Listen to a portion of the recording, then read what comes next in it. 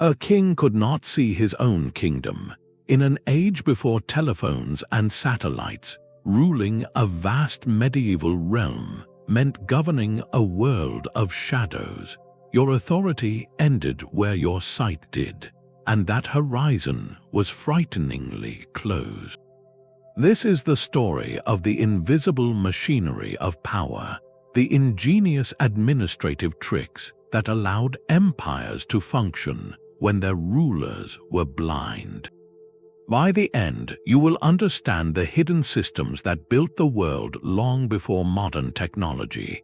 How did a ruler in Paris command loyalty in Marseille, or a sultan in Istanbul collect taxes from a village he would never visit? The answer lies not in armies alone, but in a subtle blend of psychology, paperwork, and theater. What does it truly take to rule what you cannot see? Distance was the ultimate enemy of any throne. A royal command issued in spring might not reach a distant province until autumn, carried by a rider on tired horses over muddy roads. In that span of months, the local situation it was meant to address could have completely transformed. A minor dispute might have flared into open conflict, a harvest could have failed, or a rival lord might have seized the initiative.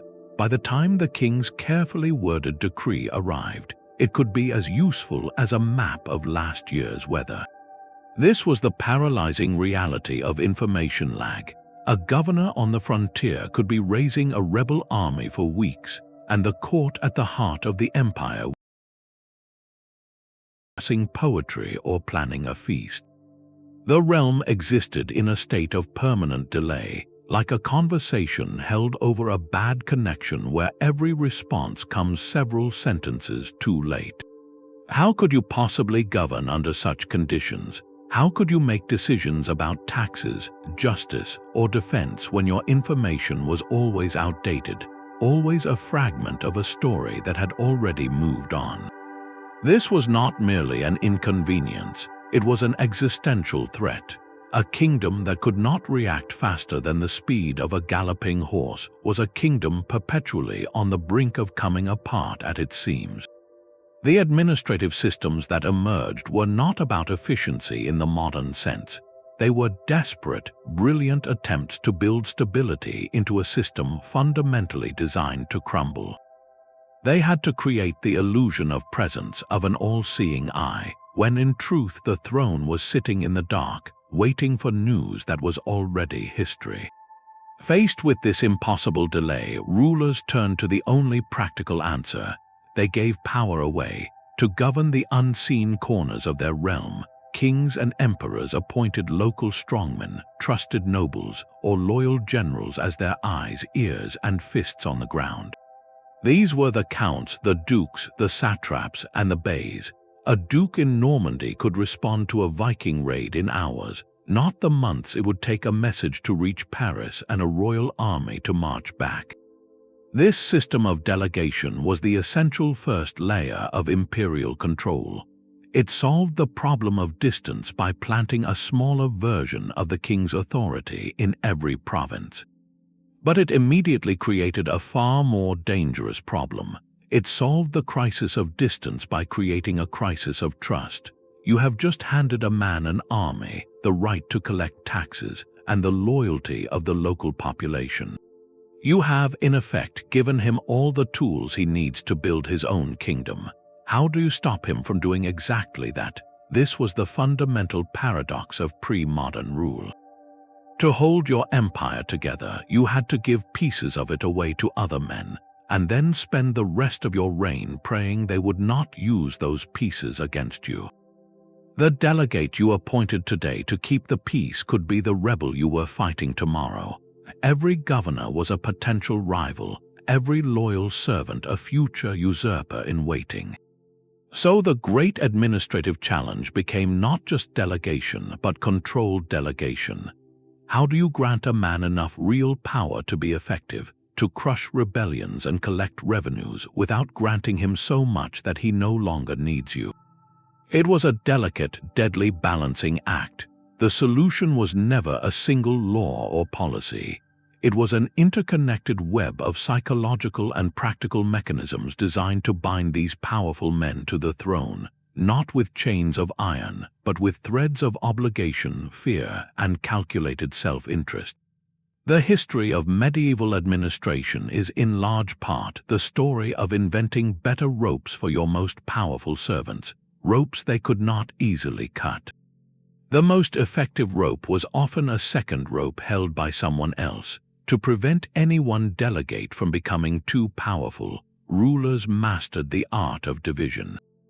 They would deliberately split authority within a single region, creating a system where local officials were forced to watch each other.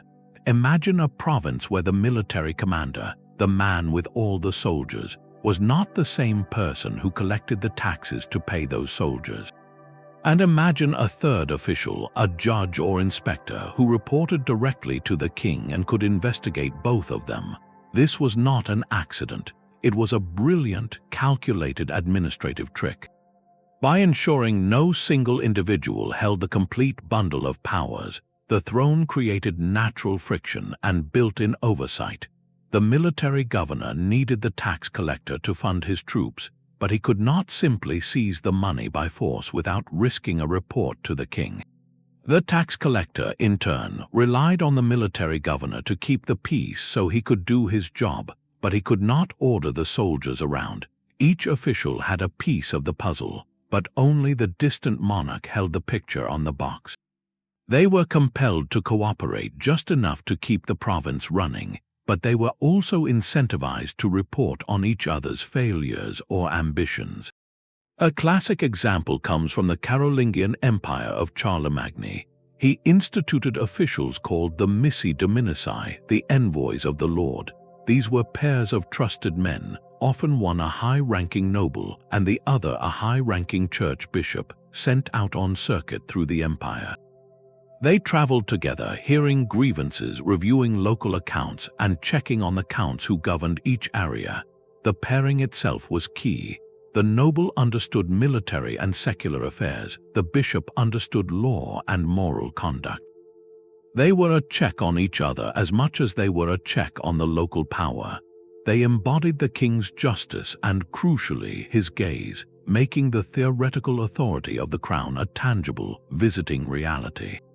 Similarly, the Byzantine Empire refined this idea into a formal structure called the theme system.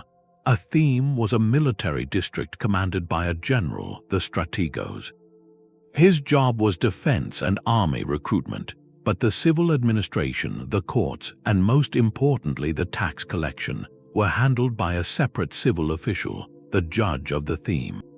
These two men were equals in rank but rivals in function, each with their own direct line of report back to the emperor in Constantinople. The general could not fund his army without the judge, and the judge could not enforce order without the general. Their mutual dependence guaranteed a degree of stability, while their separation guaranteed that neither could easily stage a rebellion with the province's full resources. This strategy of division turned the natural competition between ambitious men into a tool for central control. It harnessed human nature, the drive for status and security, and redirected it toward maintaining the system. The local officials became participants in their own surveillance, too busy managing their rival next door to ever fully turn their gaze against the throne. The king, sitting at the center of this web of reported jealousies and balanced grievances, gained something priceless. He gained time. He gained the critical interval between a thought of rebellion and its execution, an interval filled with whispers, warnings, and the paralyzing doubt that comes from knowing someone is always watching. But division and oversight alone could not build an empire. Fear of the throne was a powerful deterrent, but it was a cold and brittle glue. For a system to last generations, it needed something warmer, something that turned potential rivals into invested partners. This was the genius of the carrot, the system of land grants known as benefices or fiefs. At its heart, this was not merely a payment for service. It was a masterstroke of administrative psychology, a way to weave the personal fortune of a powerful man directly into the fabric of the ruler's own legitimacy. Think of it this way: a modern state might pay a provincial governor a salary. That salary is a transaction. The governor does a job and he receives money. That money is his to keep regardless of what happens tomorrow. If he is fired or the government changes, his wealth remains intact, perhaps even growing elsewhere. In the medieval world, a salaried bureaucracy was often a fantasy. Coined money could be scarce and its value fluctuated wildly. More importantly, a salary created no lasting bond. It was a fleeting exchange. The fief was something entirely different. Instead of coins, a king would grant a loyal knight or a powerful noble the right to govern a piece of land and collect its revenues. This was the benefice, but here was the critical twist. This grant was not a one-time gift. It was a conditional loan for life. The land did not truly belong to the lord.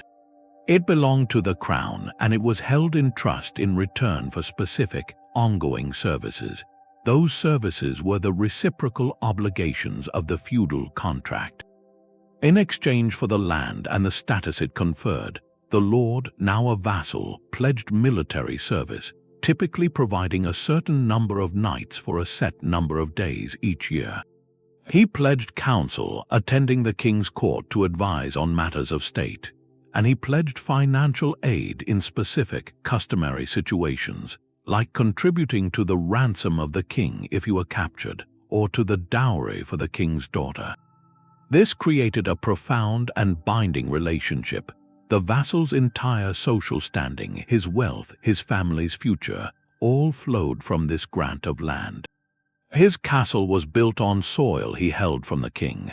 The food his family ate came from taxes collected by the king's grace. His title, the very name that commanded respect in his region, was validated by the king's continued recognition.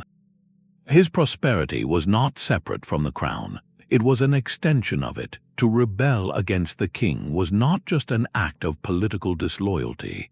It was an act of economic and social self-destruction. It meant risking everything you had built, everything you were. The system cleverly aligned the vassal's most basic instinct for self-preservation with the need for imperial stability.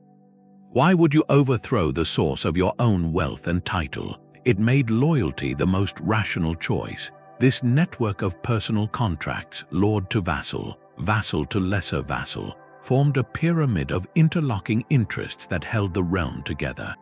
It was a system built on mutual need. The king needed the vassal's knights and local control. The vassal needed the king's grant to sustain his power.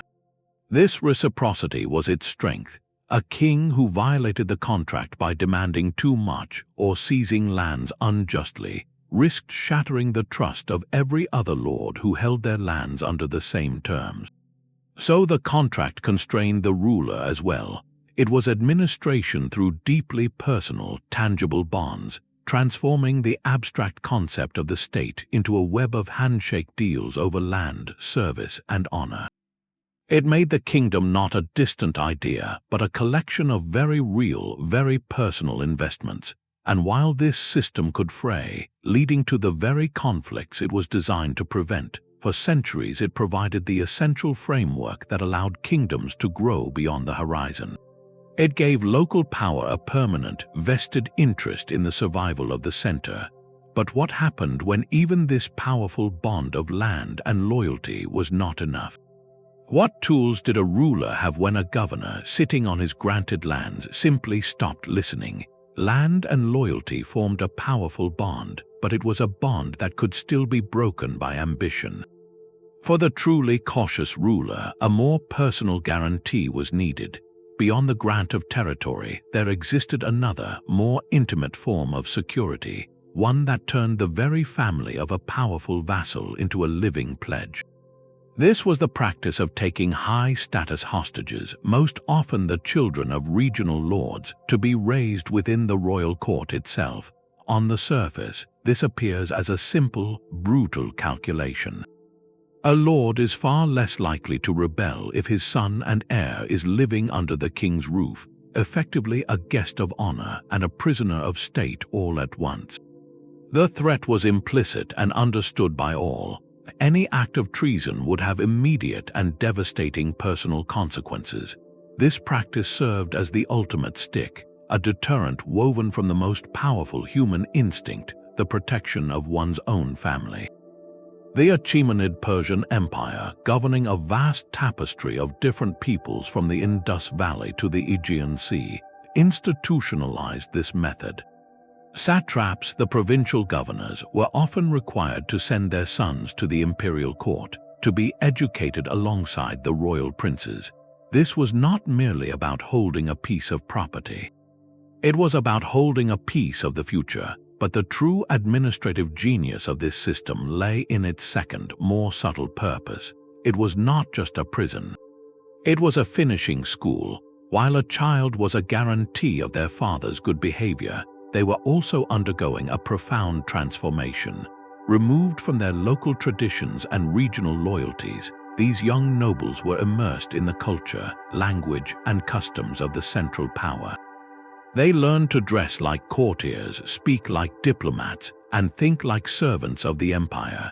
Their playmates were the children of other hostage elites from across the realm, forging bonds with their peers from distant provinces rather than with potential rivals back home.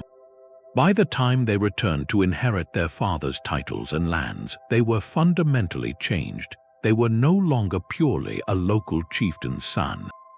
They were a product of the royal court, a man whose formative years were shaped by the ruler's influence, and whose closest friends and allies were now scattered across the empire in positions of similar power.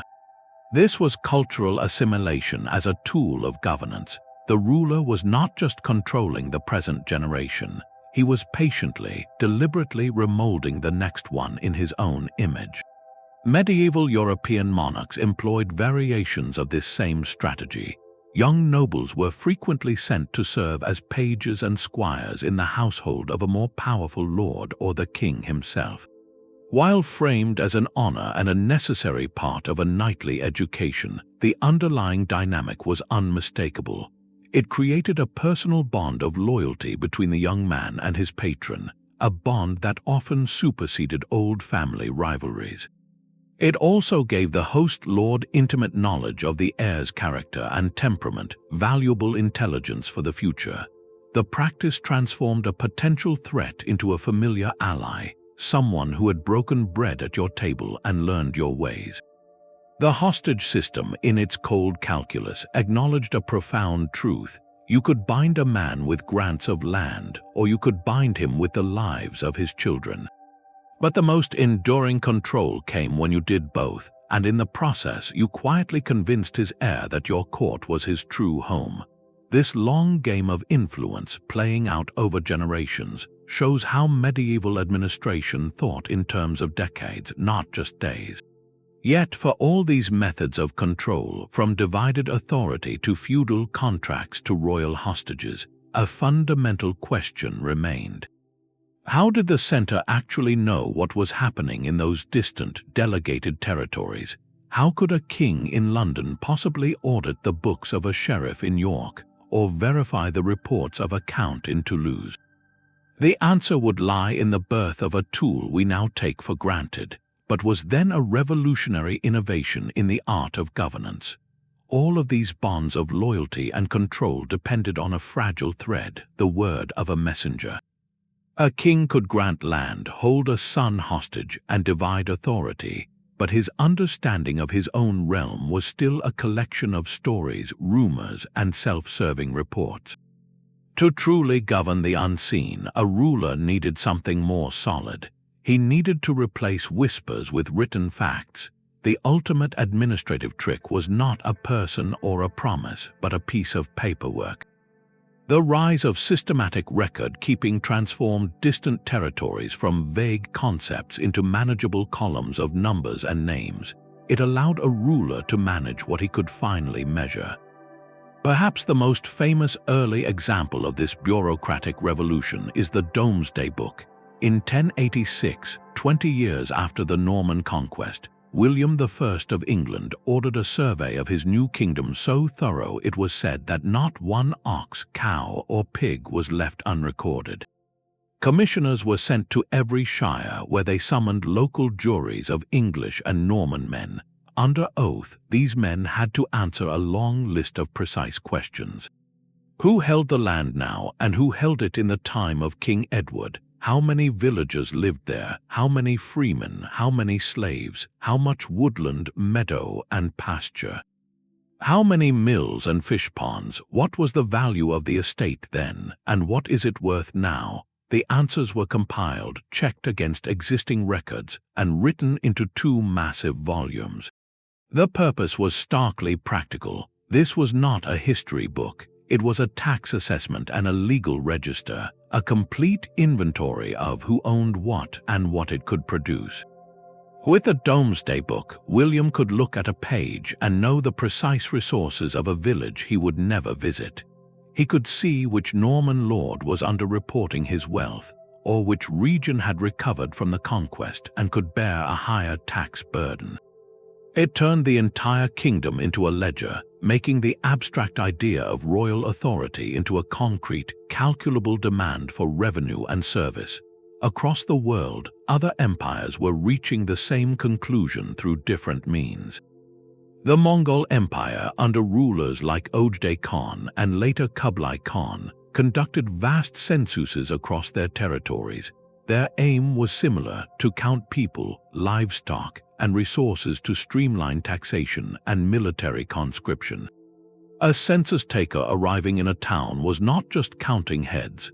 He was translating the chaotic reality of a community into neat, actionable data for an administrator sitting in Karakoram or Beijing. This data told the Khans where wealth was concentrated, where populations were growing, and where soldiers could be recruited. It allowed them to allocate resources and project power with a precision that was impossible through hearsay alone. The power of these records went beyond mere accounting. They created a central, official version of reality. Before the Domesday Survey, a dispute over land or obligations might hinge on the memory of the oldest person in the village, or on a faded charter that could be lost or forged. Afterward, the final word was in the king's book. It became the authoritative text, the last court of appeal. This shifted immense power to the center. A local lord could no longer easily hide his assets or obscure his obligations. The king's clerks in a distant scriptorium now held a map of his wealth. This system was far from perfect. It relied on the honesty of local informants and the diligence of often overworked scribes. The data was a snapshot, quickly growing outdated. But its very existence changed the game. It introduced the concept of a bureaucratic memory that outlasted any single individual. The king did not have to remember every detail of his realm. The book remembered for him. It meant that when a new sheriff or tax collector was appointed, he did not start from zero. He started from a record. This was the birth of institutional knowledge, the idea that the state could know things independently of the people who temporarily served it. The parchment and ink of these early surveys were the hardware of a new kind of governance. They built a bridge of information over the chasm of distance, allowing a ruler to reach across miles and years with a pointed question based on a written fact. But records of land and people told only part of the story. To keep the entire machine running, this information had to move. The ledgers were static, but power was dynamic. How did a command from the throne, based on those ledger entries, actually travel out to the edges of the realm and become action? A ledger in the capital was useless if a command based on its numbers could be dismissed as a forgery in a distant province. This was the next great vulnerability. You could have perfect information and a brilliant plan, but if your orders lacked an unquestionable mark of authenticity, they were just words on parchment, easily ignored or usurped. The solution to this problem of trust was not a password or a code, but a unique physical object pressed into wax. The royal seal became the silent, traveling voice of the king himself. More than a signature, it was a portable piece of sovereign authority, designed to close the final gap between intention and obedience. In a world where few could read, and a scribe's handwriting could be mimicked, the complex image carved into a gemstone or metal die was impossible to perfectly replicate. When the king's chancellor pressed this matrix into a pool of warm wax dangling from an official document, it created a unique, three-dimensional emblem. This seal authenticated everything. It turned a simple piece of parchment into a royal charter, a legally binding land grant, an order to muster troops, or a decree of justice. The seal's impression served multiple critical functions at once. First, it was a certificate of authenticity, proving the document originated from the royal chancery and carried the monarch's will.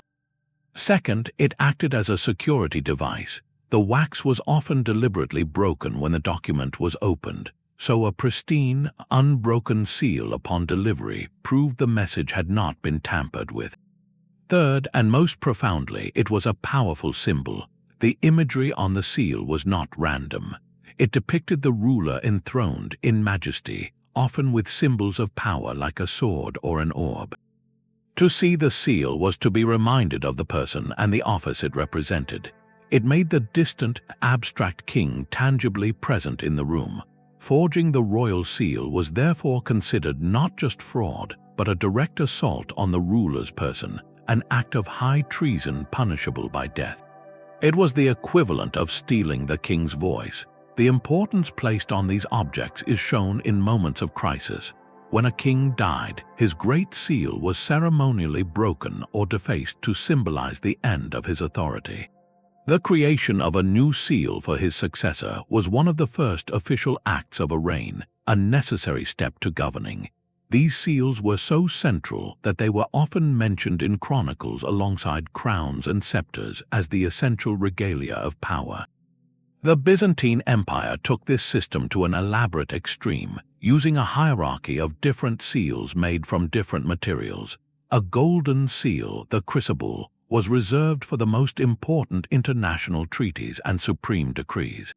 A silver seal might authenticate appointments of mid-level officials. This created an instant visual language of importance. A provincial governor receiving a document sealed in gold knew its commands carried the absolute weight of imperial will, demanding immediate and complete compliance.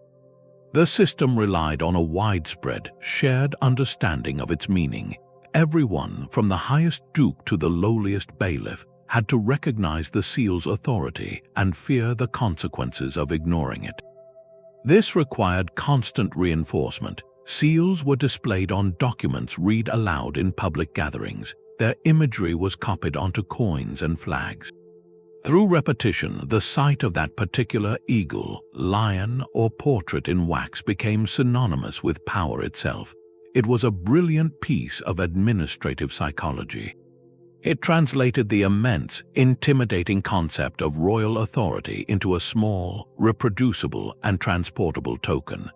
A king could not be in 100 places at once, but his seal could be carried by trusted messengers along muddy roads, arriving to settle disputes, levy taxes, or command armies with the silent, undeniable force of the throne. It was the final link in the chain, the mechanism that turned central knowledge into local action. Yet, for all their power, seals and ledgers and hostages were tools of human design, managed by human hands. The entire magnificent, fragile edifice of long-distance rule ultimately depended on the loyalty and competence of a small, often overlooked group of people. Who were these keepers of the keys, the men who actually wrote the documents, pressed the seals, and maintained the system that held empires together? The royal seal was a powerful symbol, but it was still a piece of wax. It represented the king, but it was not the king himself. For all the cleverness of paperwork and delegated authority, there remained one administrative trick so fundamental it predated writing itself. The government had no fixed address because the king was the government, and he was always on the road. In an age where presence was power, the most effective rulers were those who refused to sit still. They governed from the saddle, leading a traveling city of administrators, soldiers, and cooks in a perpetual circuit of their own realm. This was the Itinerant Court, a mobile center of power that solved the problem of distance by physically bridging it over and over again. Think of a medieval king not in a stone palace, but at the head of a colossal, slow-moving caravan. Hundreds, sometimes thousands of people accompanied him. There were his family, his closest knights and advisors, his chancellor with the seal, his treasury officials, his chaplains, and an entire support staff of cooks, grooms, falconers, and craftsmen. This traveling circus was the beating heart of the kingdom. Wherever it pitched its tents or occupied a local lord's castle, that spot instantly became the capital. Justice was dispensed there, laws were proclaimed there, oaths of loyalty were renewed face to face. The Frankish Emperor Charlemagne perfected this model. He had no single grand capital like Rome. Instead, he had a network of royal estates called palaces, scattered across his empire from the Rhine to the Pyrenees. He and his court would rotate between them, staying at each one just long enough to consume the food and goods stockpiled there from the surrounding lands. This was not a series of vacations, it was a deliberate strategy of consumption and control. By moving, Charlemagne avoided draining the resources of any one region into famine. More importantly, his arrival was an event. Local nobles had to come to him to pay their respects, to bring their disputes for his judgment, and to witness his majesty directly. They could not grow too comfortable or independent in their own castles because sooner or later the king himself would be at their gate, expecting hospitality and a full account of their stewardship. His physical presence prevented the kind of bureaucratic stagnation and local corruption that could fester in a distant, static capital. The Mongol Khans, ruling an empire of staggering scale, used mobility as their primary administrative tool. Their court was not a building, but a vast assembly of felt tents, a ordo that could be packed onto carts and moved across the steppe. By constantly traveling, the Khan could personally oversee different regions, reinforce alliances with nomadic tribes through shared hunts and feasts, and project overwhelming military force precisely where it was needed. His movement was a display of vitality and an unspoken threat. A settled ruler could be besieged. A moving ruler was elusive, unpredictable, and always capable of appearing where he was least expected. This system of peripatetic rule had profound practical benefits. It allowed the monarch to gather intelligence with his own eyes and ears, cutting through the filtered reports of local officials. He could see the state of the harvest, hear the grievances of the common people, and assess the loyalty of his vassals in person. It also solved a basic logistical nightmare. Feeding a court of thousands was a monumental task in a pre-industrial economy. By moving, the court literally ate its way through the kingdom, consuming the taxes owed in the form of food, drink, and fodder directly at the source. This was taxation in its most direct and efficient form, with no need for complex long-distance transport of grain or livestock. The royal progress was theater, audit, and feeding time all rolled into one grand, exhausting procession. It made the abstract idea of the crown into a sensory reality. The sound of its trumpets, the sight of its banners, the smell of its feasts, and the weight of its justice delivered on the spot. While incredibly demanding, this relentless mobility was the ultimate check on the invisible machinery of delegated power. It reminded every lord, sheriff, and tax collector that the central authority was not just a seal on a document. It was a living, breathing force that could and would show up at your doorstep to ask questions in person. But a traveling king could not be everywhere at once, and a wax seal was only as strong as the man who received it. To bind the hearts and minds of subjects scattered across hills and valleys, rulers turned to something even more powerful than ledgers or seals. They turned to a spoken promise, repeated in the same words in 1,000 different halls. This was the standardized oath, a ritual of loyalty that transformed the messy, personal bond between lord and vassal into a clean, administrative procedure. The ceremony of homage and fealty was not just a formality, it was a psychological masterstroke, a piece of living theater designed to imprint duty directly onto memory. The process followed a precise script, one that would have been familiar from England to Jerusalem. A vassal would kneel before his lord, place his bare hands between the lord's own, and speak words of commitment. He became the lord's man. This act of homage was a gesture of profound personal submission, a physical surrender of self. It was followed by the oath of fealty, sworn on a Bible or a saint's relic. Here, the vassal would pledge to remain faithful, to never harm the lord's person or interests, and to fulfill his specific services. The key was in the repetition. Every knight, every baron, every newly appointed sheriff went through this same ritual. The same gestures, the same phrases, the same sacred objects. This standardization was its genius. It created a uniform template for the entire relationship of power. No matter where you were in the kingdom, the act of pledging loyalty looked and sounded the same. It meant a man who served a local duke in Normandy and a man who served a local earl in Northumbria, though they might never meet, had performed an identical ceremony. They shared a common experience of obligation that transcended local dialects or customs. This ritual served multiple administrative purposes at once. First, it provided undeniable public proof of the bond. It was witnessed by other nobles, by church officials, by members of the court. A man could not later claim misunderstanding or ignorance of his duties. The community had seen him kneel and heard him swear. Second, it leveraged profound spiritual and social pressure. The oath was sworn on holy relics, invoking divine witness. To break such an oath was not merely a political crime, it was a mortal sin, a threat to one's eternal soul. The social shame of being known as an oath breaker, a man without honor, could be just as powerful a deterrent as any army. But the deepest function of the standardized oath was psychological imprinting. Ritual bypasses rational argument and speaks directly to emotion and memory. The physical sensation of kneeling on a cold stone floor, the visual focus on the clasped hands, the weight of the scripture under his palm, the sound of his own voice saying the prescribed words, all of these sensory details combine to create a powerful, unforgettable personal experience. The state was using the tools of ceremony to etch its claim onto the individual's sense of self. The relationship was no longer a vague understanding or a line in a ledger. It was a moment lived in the body and the soul.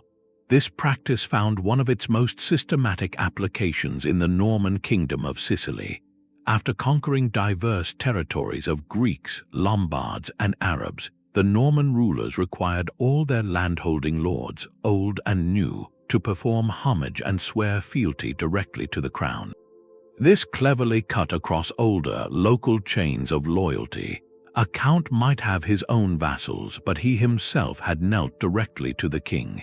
This created a pyramid of oaths, all funneling upward to a single point, making every landholder, in a sense, a direct servant of the monarch. The oath became the administrative glue that held a patchwork society together. By making the ritual uniform, rulers were doing something subtle yet revolutionary. They were building a nation not just through laws but through shared performance. They were embedding the idea of central authority into the very rhythm of cultural practice. A man might forget the exact amount of grain he owed in tax, but he would never forget the day he knelt and gave his hands. That memory, replicated in thousands of minds across the realm, became a living network of obligation, a web of promises that held the map together long after the traveling king had moved on. A spoken oath bound a man's soul, but a written law bound an entire kingdom. The final, most ambitious administrative trick was to implant the ruler's will not just in the hearts of his vassals, but into the daily disputes of every village and marketplace. This was the power of the Uniform Law Code, a written standard of justice that traveled from the center to the edges, systematically replacing a tangled wilderness of local customs. In a realm without television or radio, the law became the consistent voice of the throne, speaking the same message in every corner of the land. Before such codes, justice was often a matter of memory and tradition. Elders would recall how a similar case was settled generations ago. Different regions, even neighboring valleys, might follow completely different rules for inheritance, theft, or compensation for injury. This patchwork of customary law was the natural enemy of central authority. It meant a man's rights changed depending on which side of a river he lived on. It meant a local lord could interpret vague traditions to his own benefit, creating pockets of de facto independence where the king's justice simply did not reach. To govern beyond his sight, a ruler had to make his justice not just supreme but standard. He had to create a common script for right and wrong. The Frankish Merovingian kings took a monumental step in this direction with the Lex Salica, the Salian law, compiled around the year 500. This was not a philosophical treatise on justice. It was a brutally practical price list for wrongdoing, written in Latin but meant for a Frankish warrior society. Its most famous clauses dealt with inheritance, but its true power lay in its specificity. The code meticulously listed the wergild, the man price, for harming or taking the life of every rank of person in society, from a free Frankish landowner down to an enslaved Roman laborer. It set fines for stealing a pig, a sheep, or a hive of bees. It dictated the compensation for broken limbs, lost eyes, and stolen hair. By committing these values to parchment, the Frankish kings did something revolutionary. They created a fixed royal standard for conflict resolution. No longer could a local chieftain arbitrarily demand a fortune in compensation for a minor insult. The law code set the rate, and that rate was backed by the authority of the king. It brought predictability, and predictability was the first ingredient of control. It told every subject in clear terms what the crown considered their life and property to be worth. This written standard began to erode the power of purely local judgment, pulling legal authority slowly but surely toward the center. A more vivid example of law as an administrative tool comes from an unlikely place, the Crusader Kingdom of Jerusalem. Here, a small European elite found themselves ruling a diverse population of Muslims, Jews, and Eastern Christians. They faced an immediate crisis of governance. Their own French feudal customs were useless for managing the complex urban and commercial life of the Levant. Their solution was the Assizes of Jerusalem, a written law code compiled in the 12th century. This code was remarkable for its hybrid nature. It blended Frankish feudal principles with Byzantine administrative practices and even local mercantile customs. But its central purpose was pure political control. The Assizes standardized the legal obligations of every class in society, from the knightly elite down to the burgher and the farmer. They defined the military service owed by a fief holder, the procedures for royal courts, and the rights of the burghers in the cities. By writing it down, the Crusader kings accomplished several crucial goals. First, they created a single reference point that all their scattered and often querulous nobles had to acknowledge. Second, they provided a stable legal framework that encouraged commerce and settlement, which in turn generated the taxes needed to survive. Third, and most importantly, they established that the ultimate source of law was the crown. Justice flowed from the king's court, not from the memory of local elders or the whims of a powerful baron. Even when the code was adapted for use in other Crusader states like Cyprus, its origin point was always remembered, linking these distant outposts back to the royal authority in Jerusalem. The promulgation of a uniform law code was the ultimate act of administrative confidence. It said the ruler's understanding of order was so complete, it could be written down and applied to situations he would never witness. It turned the king into a permanent judge in his own absence. A peasant appealing an unfair fine could cite the written law. A merchant resolving a contract dispute could point to a standard clause. In doing so, they were not invoking some ancient village custom. They were invoking the king's own word. This slowly, inexorably, trained the population to look toward the center for ultimate justice. It built a common legal language across a kingdom, making a subject from the north and a subject from the south part of the same conceptual system. The law code was the blueprint for the state, a set of instructions for how society should function, mailed out from the throne room to be assembled in every town and shire. It was governance by scripture, replacing the chaos of oral tradition with the quiet, enduring authority of the written page. A written law could be ignored by a man who never learned to read. But there was one royal message that reached into every hand, literate or not, every single day. It was small, metallic, and passed from palm to palm in every marketplace from the capital to the farthest frontier. The controlled royal currency was not just money. It was the most intimate and pervasive administrative trick of all, a tool of sovereignty that worked silently with every transaction. By claiming the exclusive right to mint coins, a ruler did something astonishing. He replaced a chaotic system of barter and foreign coin with a single, standardized measure of value that bore his own face and name. This was economic control as the foundation of political control. Imagine a kingdom where every local lord could strike his own coins. The result would be a monetary wilderness. A coin from the duke's mint might be worth half of one from the count's mint a valley over. Trade would seize up in confusion. Fraud would be rampant. More dangerously, it meant subjects were conducting their daily lives using tokens of a local lord's authority, not the king's. By centralizing the mint, the crown cut through this chaos. It declared that within its borders, value itself would be defined by the throne. The act of stamping metal with a royal design was a declaration of economic sovereignty as bold as any military campaign. The practical benefits were immediate and profound. Standardized coinage supercharged tax collection. Before, taxes might be paid in kind with bushels of grain, heads of cattle, or bolts of cloth. This created a logistical nightmare. How do you store and transport a mountain of wheat from 100 villages? How do you compare the value of a good chicken to a mediocre pig? Coinage solved this. Now, a tax assessor could simply demand a sum in silver pennies. The farmer would sell his surplus at the market for those coins and hand them over. The state then received a compact, durable, and easily countable form of wealth. It transformed the messy, physical reality of an agrarian economy into neat, portable numbers. This system also funded the state machinery itself. Soldiers could be paid in reliable coin, not promises of plunder. Officials could receive salaries.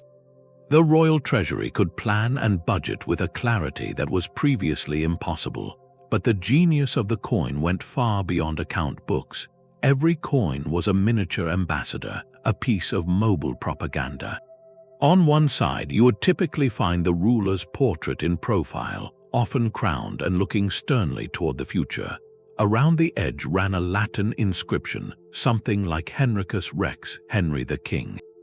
The reverse might feature a cross, a heraldic symbol like a lion, or a representation of a city gate. This tiny metal disc carried multiple messages at once. The portrait made the distant monarch a familiar, physical presence. Even a peasant who would never see the king in person would memorize the features on a penny. The inscription reinforced his name and title with every purchase of bread or ale. The symbols on the back associated his rule with divine approval through the cross, or with strength and stability through the lion or the fortified gate.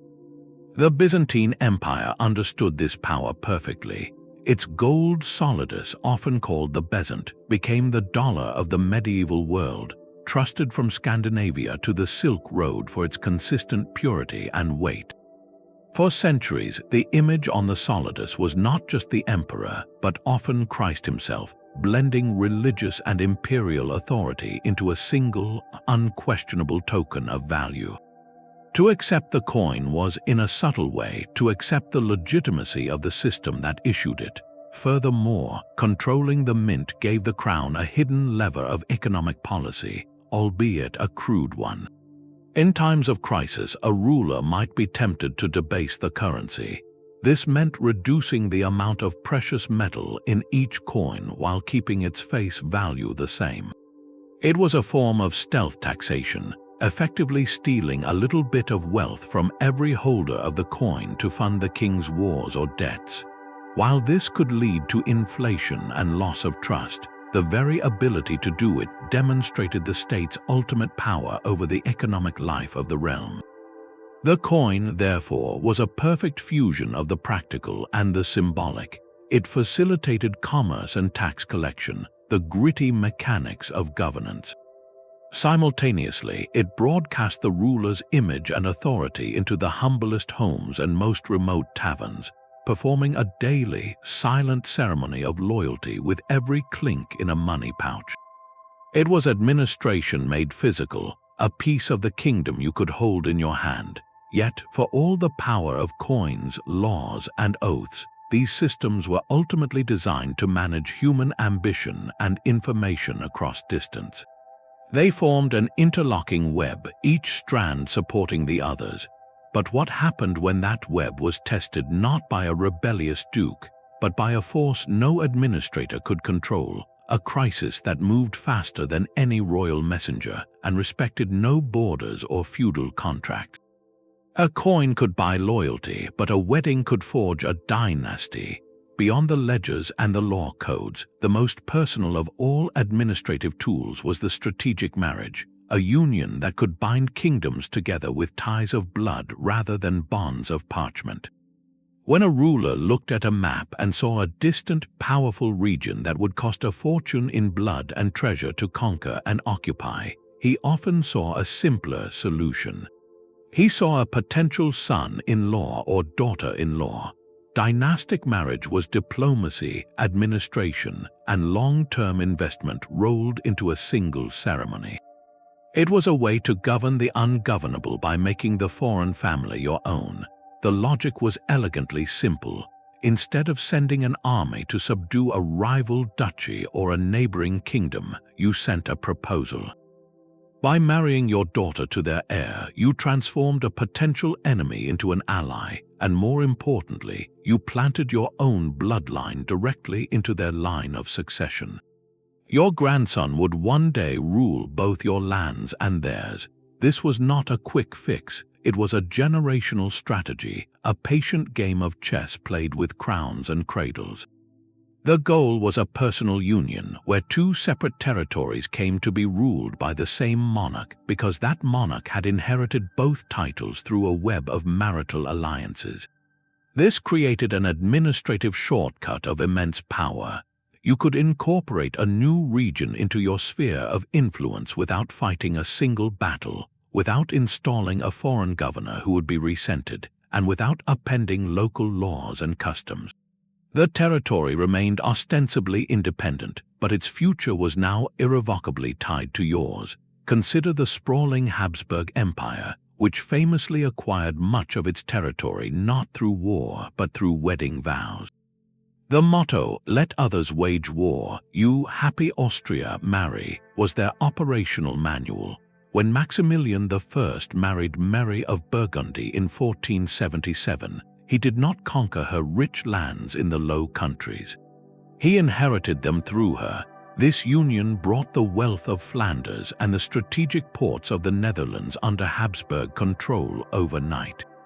Later, his son Philip's marriage to Joanna of Castile paved the way for their son, Charles V, to inherit not only the Habsburg German lands and Burgundy, but also the crowns of Castile, Aragon, and their vast New World empires. A series of carefully arranged marriages had assembled a global superpower. The administration of these disparate realms was fiendishly complex, but the initial claim to them was secured at the altar, not on the battlefield. This tool was equally potent for managing internal frontiers.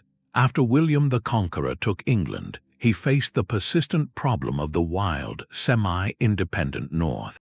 His solution was both brutal and nuptial. He devastated the land in the harrying of the North to break its resistance, but then he sought to bind its future. He arranged for his own niece to marry the powerful local Saxon lord, Alan the Red.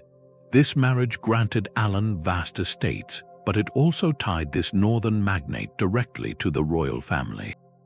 Alan became a loyal pillar of the new Norman order, using his local knowledge and authority to govern the region for the crown.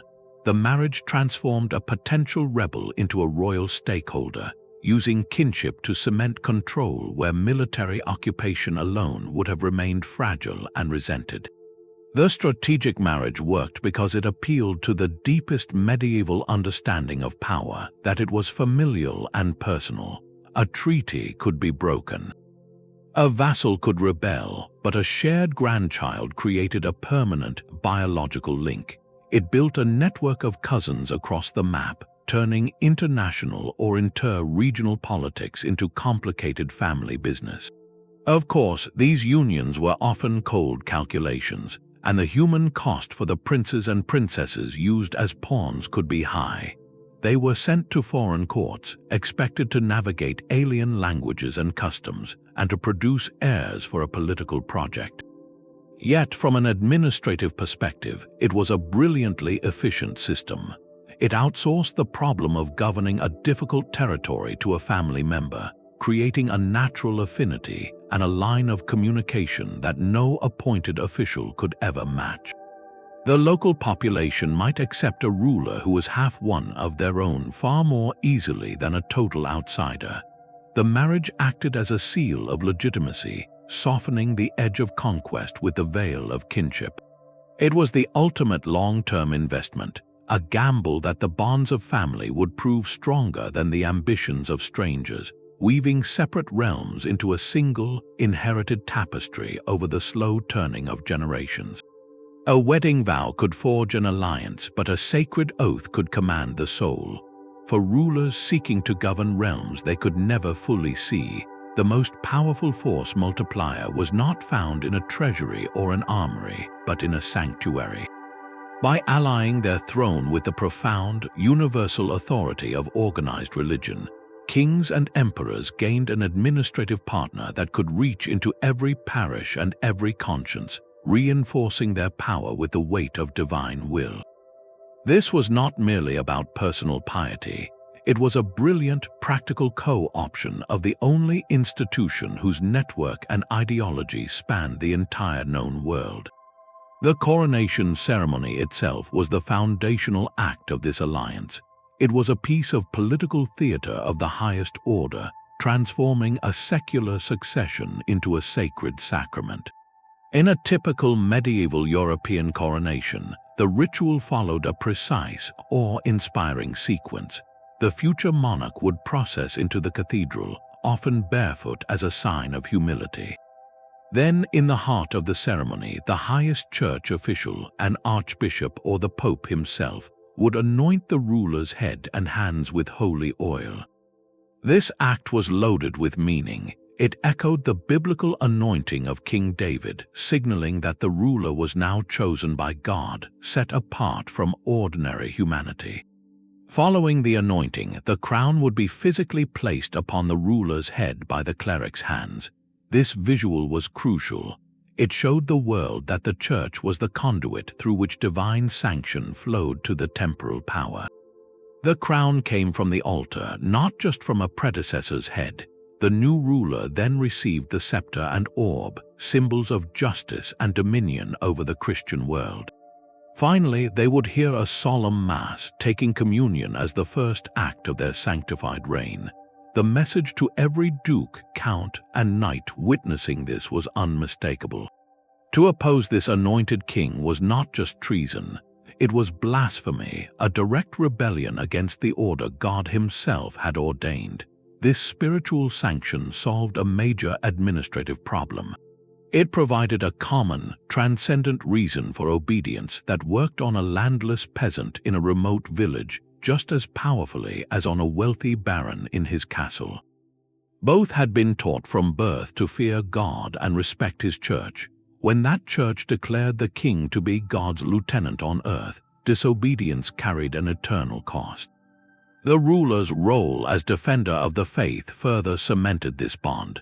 In exchange for the church's blessing and its formidable administrative machinery, its literate clergy, its network of monasteries, its system of dioceses that often mirrored royal provinces, the monarch took on the duty of protecting the church's interests, enforcing orthodoxy, and expanding Christendom.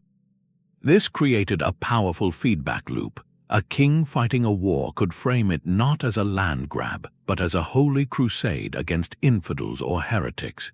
This mobilized popular support and gave his own soldiers a celestial purpose beyond their pay. It also allowed him to tax the church's vast wealth for these righteous causes and to call upon bishops, who were often educated and capable administrators, to serve in his government. The church's own hierarchical structure became a blueprint and a tool for secular rule. The Pope in Rome, archbishops in regional capitals, bishops in cathedral cities, and parish priests in every village formed a ready-made communication and enforcement network that blanketed the continent. Royal decrees could be read from pulpits after the Sunday sermon. The threat of excommunication, cutting off a rebellious noble from the sacraments and the community of the faithful, was a political weapon of immense power. A lord facing excommunication might find his own knights and servants refusing to follow him, fearing for their own souls. This alliance provided a universal ideology that made royal authority feel inevitable and natural. It wrapped the hard, practical mechanics of tax collection and law enforcement in the soft, unquestionable cloak of divine right. A sheriff collecting the king's taxes could be seen as doing God's work, supporting a divinely ordained social order. This system was so effective that we see echoes of it across cultures. In the Byzantine Empire, the concept of symphonia described the ideal harmony between the imperial state and the Orthodox Church, two pillars supporting a single Christian society. The emperor was seen as God's viceroy, his palace sacred space, and his laws an extension of divine law. In the Islamic world, the caliph was both the political successor to the prophet and the guardian of the faith, his authority deriving from his role as commander of the believers. This fusion meant that administrative commands, even about trade routes or irrigation canals, could carry the subtle authority of religious duty. The administrative genius of this religious sanction was its depth and reach. Armies could patrol roads, tax collectors could audit ledgers, but only the village priest, speaking in the familiar language of faith and final judgment, could patrol the interior landscape of a subject's mind. He could translate the distant king's will into a matter of personal salvation. This partnership built a moral and ideological infrastructure for the state, one that made obedience a virtue and loyalty a pathway to grace. It was the ultimate soft power, making the throne not just a seat of command, but an altar of belief. But divine sanction and dynastic marriages could only influence what was visible. For every oath sworn in a cathedral and every wedding celebrated in a great hall, a dozen whispered conspiracies might be forming in shadowed corners. To govern the unseen, a ruler needed to see in the dark. This required a different kind of administration, one that operated in silence and moved in shadows. The most critical function was not to command loyalty, but to discover its absence. This was the world of the spy, the informant, and the secret report, where information itself became the ultimate currency of power. While we think of espionage as a modern craft, it was a cornerstone of ancient and medieval statecraft. Rulers built elaborate, often informal networks of eyes and ears to pierce the fog of distance and report on the true sentiments of their subjects, the ambitions of their vassals, and the movements of their enemies. These networks turned rumor into intelligence, transforming whispers into actionable knowledge. A classic and sophisticated example comes from the Byzantine Empire, with its core of agents in rebus, literally, those active in affairs. These were imperial couriers and inspectors, but their role extended far beyond delivering mail. They were the emperor's personal intelligence service, traveling the empire's famed roads with official dispatches. Their authority allowed them to inspect way stations, check on provincial governors, and observe military preparations. Because they were a constant, rotating presence on the roads, they became experts at noticing changes, gathering gossip from inns and marketplaces, and detecting signs of unrest or disloyalty. A governor planning to skim taxes or muster troops for a rebellion would have to do so under the watchful eyes of these traveling agents, who reported directly to the imperial palace in Constantinople. They were administrators of fear, their very presence a reminder that the emperor's gaze could be anywhere. Even more impressive for its sheer scale and efficiency was the Mongol intelligence apparatus, built upon their legendary YAM system. This was a postal and courier network of breathtaking scope, with relay stations spaced a day's ride apart across the entire empire, from the borders of Korea to the plains of Hungary. At each station, fresh horses, food, and shelter awaited authorized riders carrying the Great Khan's paisa, a tablet of authority. This system allowed messages to travel up to 200 miles in a single day, an unprecedented speed in the medieval world. But the YAM was not just for official decrees. Its station masters and riders were also the Khan's intelligence gatherers. They monitored traffic on the roads, reported on the condition of bridges and pastures, and passed on news from travelers. Because the system was so fast and reliable, it gave the Mongol rulers a near real-time picture of their domains. They could learn of a rebellion in a distant province and dispatch a punitive force before the rebellion had fully organized. The YAM turned geography into a managed circuit, and every person moving along it became a potential source of information. This network was so vital that its disruption was punishable by death. The intelligence function was often baked into other administrative roles. Ambassadors were almost always spies, tasked with assessing the military strength, economic health, and internal stability of the courts they visited. Their formal negotiations were one thing, but their private observations, the casual comments of a disgruntled courtier, or the sight of poorly maintained fortifications, were the true prize. Even merchants moving freely across borders were invaluable sources. Their reports on grain prices, troop movements, or local grievances provided a ground-level view no official envoy could easily obtain. Rulers cultivated these sources carefully, understanding that a thriving marketplace was not just an economic asset, but a listening post. The administrative brilliance of these spy networks lay in their dual purpose. They were not a separate, exotic department. They were woven into the fabric of everyday governance: the postal system, the diplomatic corps, the commercial routes. This made them cost-effective and deniable. A Byzantine agent in rebus could always claim he was just checking on the horses at the way station. A Mongol station master was simply doing his job by noting who passed through. This integration also meant intelligence flowed through multiple, redundant channels. A rumor heard by a merchant in a port city might be corroborated by a report from an ambassador at court and by the observations of a royal courier on the road. This allowed the center to cross-check information, to separate signal from noise. For a ruler sitting in a palace surrounded by flattering courtiers, these raw, unfiltered reports from the edges of the realm were priceless. They provided a reality check, a way to bypass the official story and understand the true mood of the provinces.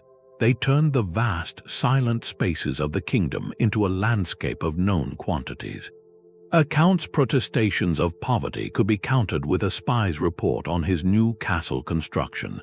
A governor's claim of peace could be challenged with evidence of secret weapons purchases. This shadow administration did not enforce laws or collect taxes directly. It enforced truth, or at least the ruler's version of it. By making deception riskier, it made the other administrative tools, the oaths, the laws, the feudal contracts, more effective. It was the hidden keystone in the arch of control, the quiet assurance that even in the farthest province, someone might be listening, and that what they heard would eventually find its way back to the throne. The most valuable thing in the kingdom was not gold or land, but a moment of the king's attention. While spies and couriers managed the distant provinces, a ruler faced a more immediate challenge right in his own hall. He was surrounded by the very people most capable of challenging him: the powerful nobles, the wealthy lords, the ambitious generals. Their constant presence was a danger. So, a brilliant administrative trick emerged, one that turned the royal court into a psychological engine of control. The ruler manufactured an artificial scarcity around his own person, making access to him the ultimate prize and the focus of every elite ambition. This was not about vanity. It was a deliberate strategy to keep the most dangerous men in the realm preoccupied with winning favor at the center, rather than consolidating independent power back in their own territories. Imagine a powerful duke returning to his distant lands. There, he is the undisputed master. He commands his own knights, collects his own taxes, and holds his own court. His local influence grows with every passing day. But if that same duke is compelled to spend most of his year at the king's palace, competing with a dozen other dukes for a 5-minute audience, his energy is redirected. Instead of building a rival power base, he is now absorbed in the intricate, exhausting politics of the royal anteroom. His status is no longer measured by the strength of his castle, but by the proximity of his assigned seat to the throne during a feast, or by whether the king nodded to him in the morning procession. Elaborate ceremony enforced this hierarchy. The French court at Versailles under Louis XIV is the most famous example, though the principle is ancient. The Sun King transformed the palace into a gilded cage for the aristocracy. Every minute of the royal day, from the ceremonial lever when he awoke to the coucher when he retired, was a public ritual. The highest honor was to be chosen to hand the king his shirt or to hold his candle. These were not chores, they were coveted privileges that signaled supreme favor. To be granted one was a public triumph, to be denied one was a humiliating defeat. Nobles bankrupted themselves to afford the lavish costumes required to attend these events, and they squabbled endlessly over the minutiae of protocol: who could sit on a stool in the king's presence, who could enter a particular door, who could speak first. This constant petty competition served a profound political purpose. It kept the aristocracy financially dependent on royal pensions and emotionally invested in the court's social ladder. A noble plotting rebellion in his province would first have to abandon the glittering world of Versailles, a social death that was often more terrifying than any physical threat. This system of managed access was a global administrative tactic. In the forbidden city of Ming and Qing China, access to the emperor was regulated with even more profound severity. The innermost court was a labyrinth of gates, courtyards, and halls, each representing a deeper level of proximity to the Son of Heaven. Officials spent years, sometimes decades, advancing through a rigid hierarchy of ranks, each granting them the right to stand a few feet closer during an audience. The ultimate goal was to be admitted to the inner sanctum, but that privilege was reserved for a tiny few. This created a powerful dynamic. An official's entire career, his sense of worth and accomplishment, was tied to his movement through this spatial hierarchy of access. His loyalty was secured not by a feudal contract over land, but by the hope of one day kneeling in that final, hallowed room. His ambitions were perfectly aligned with the central system, because the system alone could grant the recognition he craved. Even in the mobile courts of earlier medieval kings, the same principle applied. Who got to ride closest to the king on the hunt? who was invited to sit at the high table for dinner. These were not casual social decisions. They were calculated displays of favor, constantly adjusted to reward loyalty and punish perceived slights. The psychological effect was masterful. It transformed governance into a theater of personal loyalty. A lord who was focused on whether he would be granted a private audience next Tuesday was not focused on whether the troops garrisoned in his home county were more loyal to him than to the crown. The artificial scarcity of the ruler's time and attention created a market for loyalty, and the king set the price. It turned the court into a magnet, pulling the gravitational center of every noble's world away from his provincial estates and toward the throne room. The elites were kept in a state of perpetual, hopeful competition, vying for a resource only the monarch could provide, a resource that was deliberately kept just out of reach. This quiet drama of access and exclusion solved a critical problem. It made the court the only stage that mattered, ensuring that the most powerful men in the kingdom were always where the ruler could see them, always performing their loyalty, and always one misstep away from losing everything they truly valued, their place in the royal light. The court's glittering cage kept the great nobles close, but the king's gaze also fell upon another class rising in the shadows of their castles. In the bustling, crowded spaces of the towns, a different kind of power was brewing, one built not on acres of land but on sacks of coin and bolts of cloth. To govern beyond the sight of the feudal aristocracy, rulers performed a brilliant administrative pivot. They reached past their troublesome dukes and counts to make a direct deal with the people the nobles often despised, the merchants and craftsmen of the growing cities. This deal was the Urban Charter, a document that traded limited freedom for unwavering loyalty, creating powerful islands of royal authority in a feudal sea. A town charter was in essence a contract between the crown and a community. In exchange for a substantial lump sum of money and a promise of annual taxes paid directly to the royal treasury, the king would grant the town a list of precious privileges. These privileges were carefully designed to liberate the townspeople from the arbitrary control of the local feudal lord. The charter might grant the town the right to hold its own court for commercial disputes, freeing merchants from the whims of a baron's justice. It often included the right to levy and collect their own local taxes for walls and roads. Most importantly, it granted a degree of self-government, usually through an elected council of leading citizens, the burghers. This was a revolutionary administrative shortcut. With a stroke of a pen, the king created a local government that was financially and legally beholden to him alone. The burghers, now responsible for their own defense and prosperity, had a vested interest in the crown's stability. Their wealth depended on the safe trade routes and standardized coinage only a strong central authority could guarantee. They became natural allies against the landed nobility, who often saw the towns as threats to their traditional control over trade and labor. The king, in turn, gained loyal, cash-rich partners who could act as a counterweight to his over-mighty subjects.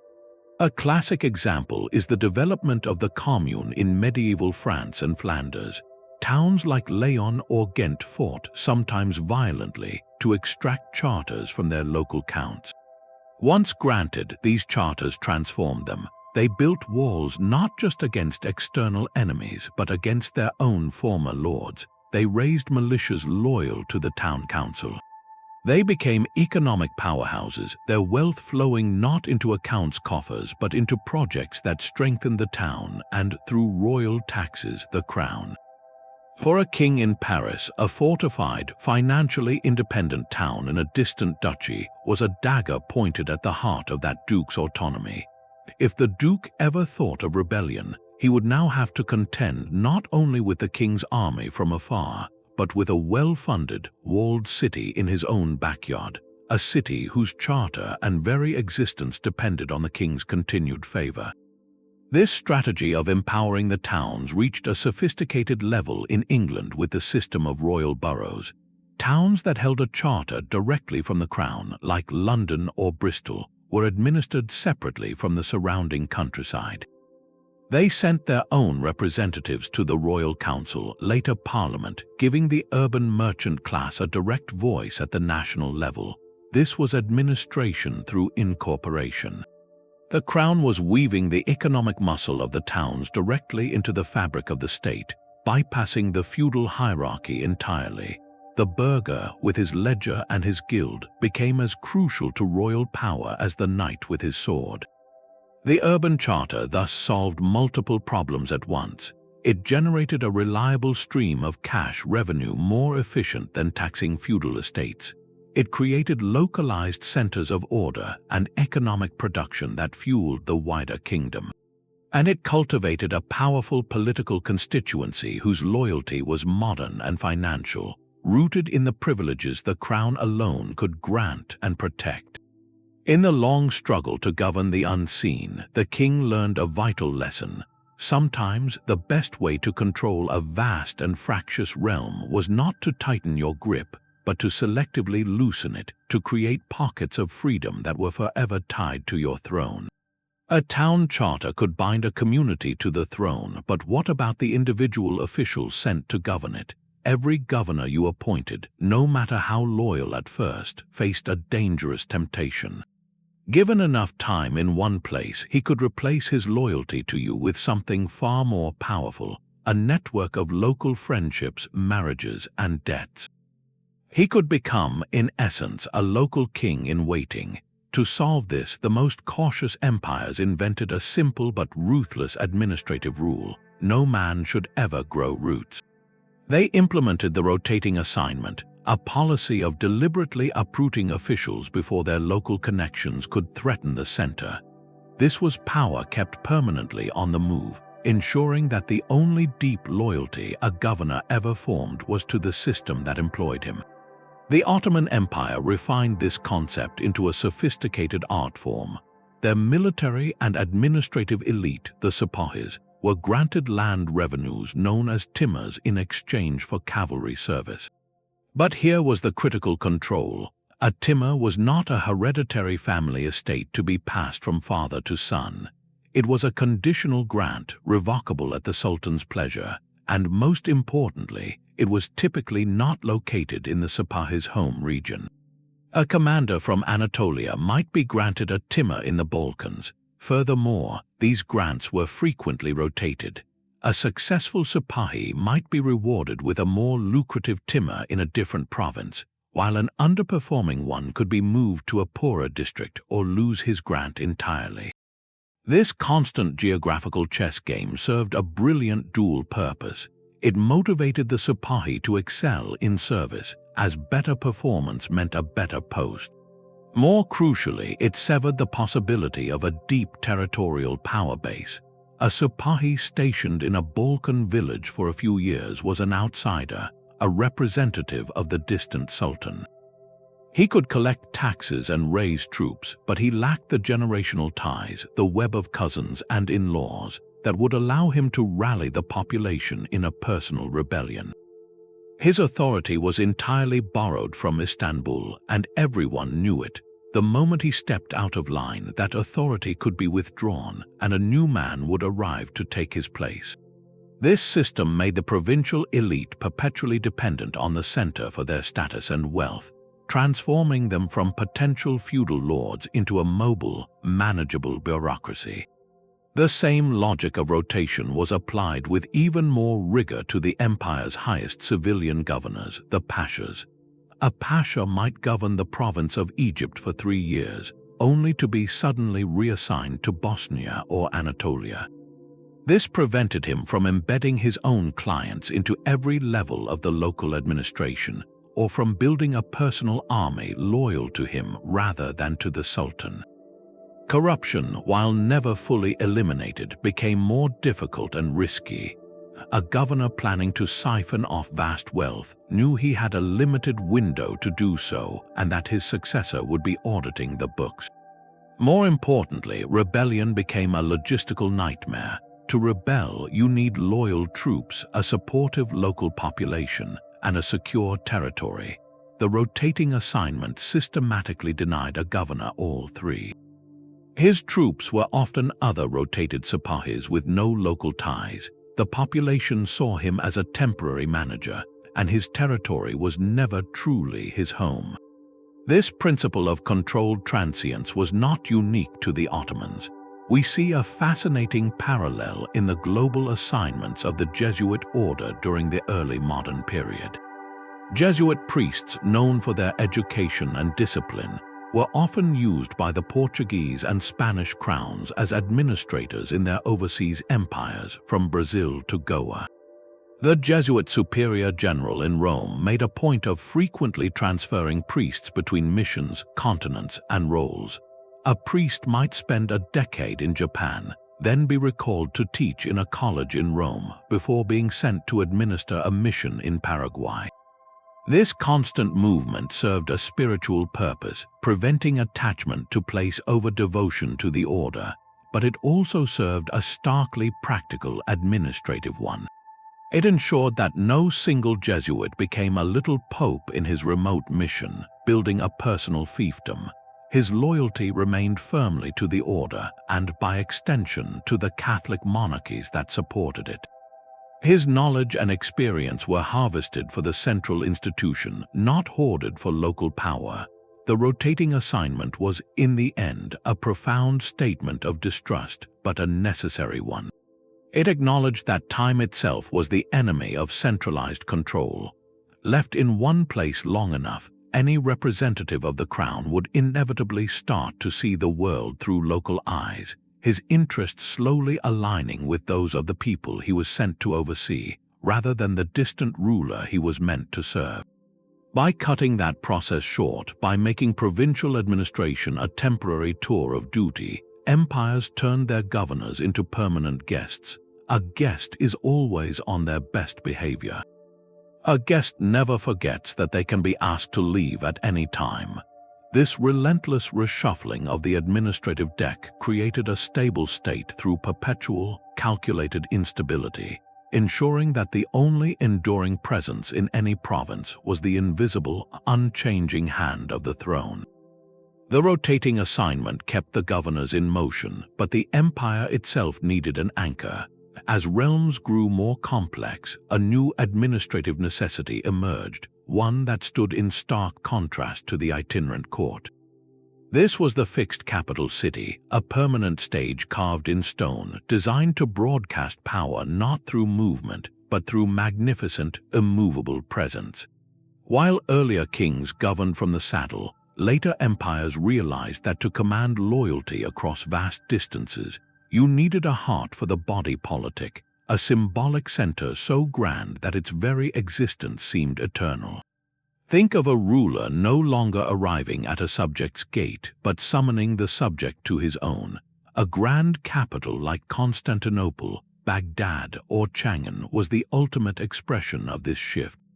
These were not merely large towns, they were administrative engines and theatrical sets combined, built to solve the problem of influence through sheer, overwhelming spectacle.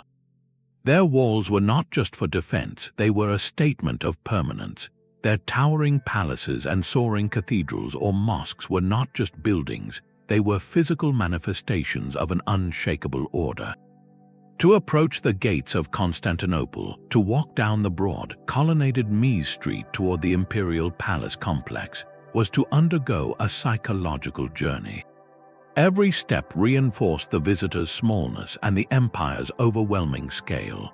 The message was clear: this authority was not passing through, it was built to last 1,000 years.